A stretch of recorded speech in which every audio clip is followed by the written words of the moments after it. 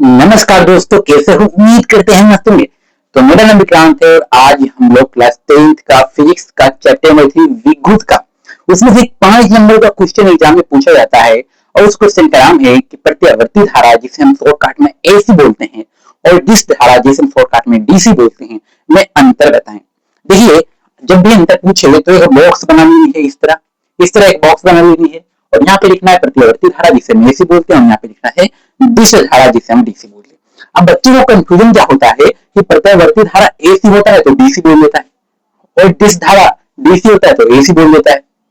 ये कंफ्यूजन होता है। इसको कैसे हल करेंगे? देखो, यहाँ पे डिश, डी को क्या बोलते हैं? देखो, डिश डिश यानी दो को क्या बोलते हैं? डी बोलते हैं। और डी इसमें डिश धारा यानी दो से स्टार्ट होता है और यहाँ पर भी डी स्टार्ट है। ठीक है, तो डी डी मिल गया यानी डिश धारा में डीसी होगा। क्लियर? बातें क्लियर हुआ। अब अंतर जैसे पूछे, अब अंतर पूछ रहा है तो हम इस प्रकार कुछ चार्ट बनाई हुई है और अंतर स्पष्ट करेंगे। यहाँ पे एक नंबर देख लिखेंगे। अब क्या लिखेंगे? देखिए, जो प्रत्यावर्ती धारा होता है ना, प्रत्यावर्ती धारा इसे एसी बोलते हैं। एसी जो होता है ना, वो क्या होता है? धारा और दिशा दोनों का मान समय के साथ बदल जाता है, लेकिन डीसी में ऐसा नहीं होता है। हम क्या लिखेंगे?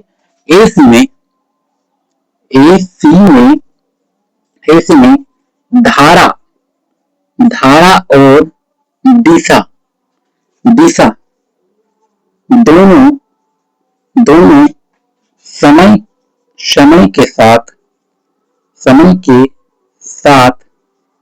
बदल जाता है। क्यों? प्रत्यावर्ती धारा में क्या होता है कि जो धारा और दिशा होता है ना, दोनों का मान क्या समय के साथ बदल जाता है, लेकिन डिश धारा में ऐसा नहीं होता है। लेकिन डिश धारा में ऐसा नहीं होता है, डीसी में नहीं होता है। लेकिन ये डीसी में केवल केवल केवल धारा का मान बदलता है। धारा का मान समय के साथ बदलता है। समय के साथ बदलता है। क्लियर हुई बातें? अरे बोलो, बातें क्लियर हुई? समझिए ना। प्रत्यावर्ती धारा में यानी एसी में क्या होता है कि धारा और दिशा का मान दोनों समय के साथ बदल जाता है, लेकिन डीसी धारा में ऐसा नहीं होता है। उसमें केवल धारा का मान ही बदलता है, दिशा का मान नहीं बदलता है। अब क्या है, जो प्रत्यावर्ती धारा होगा ना, इसे आसानी से उत्पन्न किया जा सकता है, लेकिन डीसी धारा को नहीं उत्पन्न किया जा सकता है। डीसी को हम उत्पन्न नहीं किया जा सकते। यही क्या, एसी को आसानी से उत्पन्न किया जा सकता है,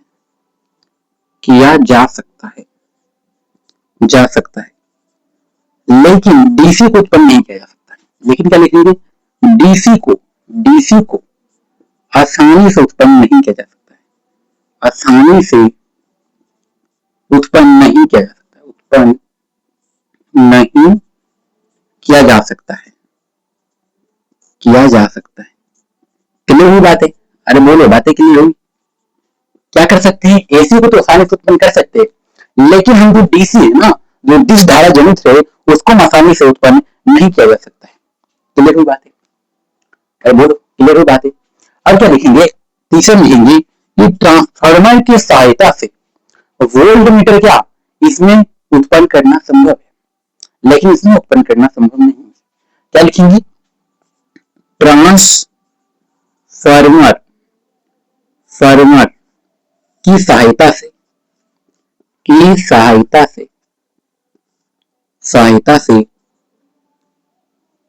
ठीक है, की सहायता से वोल्ट मीटर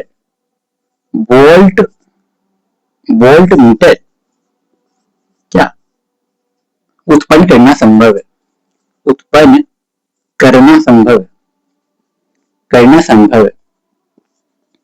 संभव है। लेकिन जो डीसी होता है ना, डीसी में संभव नहीं है। क्या लिखेंगे? डीसी में ट्रांसफार्मर की सहायता से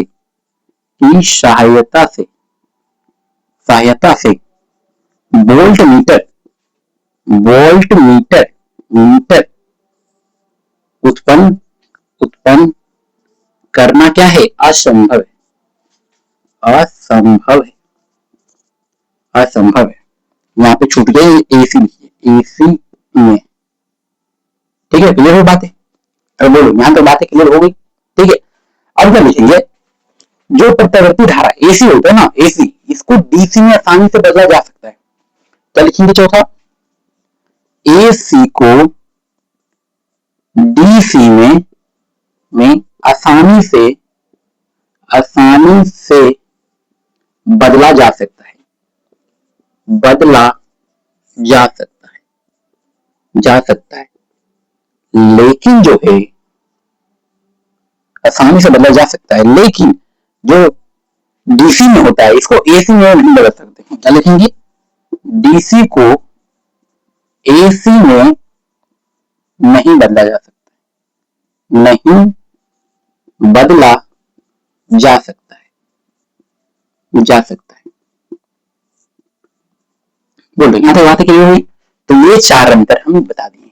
ठीक है, अगर ये चार अंतर भी लिख देंगे आप, ऐसे तो 3 अंतर लिखना है, लेकिन 4 अंतर बता दिए। अगर ये 4 अंतर आप लिख के आते हैं तो एग्जाम में आपको फुल मार्क्स मिलेगा। ठीक है, तो मिलते हैं नेक्स्ट वीडियो में, तब तक हंसते रहिए, मुस्कुराते रहिए और पढ़ते रहिए।